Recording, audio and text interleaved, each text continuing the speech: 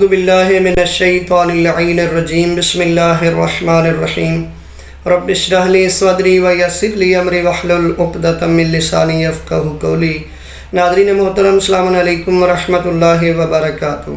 ناظرین محترم، آج ہم آپ کو 24 ماہ رمضان کی رات کی نماز بتانے جا رہے ہیں، اور ناظرین آپ جانتے ہیں کہ یہ عشرہ بڑا عظیم ہے اور یہ عشرہ آپ کو 1 سال کے بعد نصیب ہوگا۔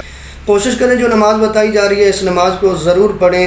یقیناً اس یہ نماز پڑھ کے امید ہے کہ جب آپ ہاتھ پھیلائیں گے آپ جنت کا سوال کریں گے تو جنت ملے گی، آپ دوزخ سے بچنے کا سوال کریں گے تو پروردگار اس سے نجات عطا فرمائے گا، اپنی جتنی دعائیں ہوں گی وہ بھی سامنے رکھیں گے تو پروردگار آپ کی دعاؤں کو قبول فرمائے گا، حوائج شرعیہ کو پورا فرما لے گا۔ یہ کل 8 رکعت نماز ہے، طریقہ سیم ہے جو پچھلے 3-4 دنوں سے بتا رہا ہوں کہ 8 رکعت نماز کو آپ 2 کر کے پڑھیں گے، 4 مرتبہ پڑھیں گے تو یہ 8 رکعت نماز ہو جائے گی۔ ہر رکعت میں الحمد کے بعد آپ کوئی بھی سورہ پڑھ سکتے ہیں جو آپ کو یاد ہو پڑھ سکتے ہیں۔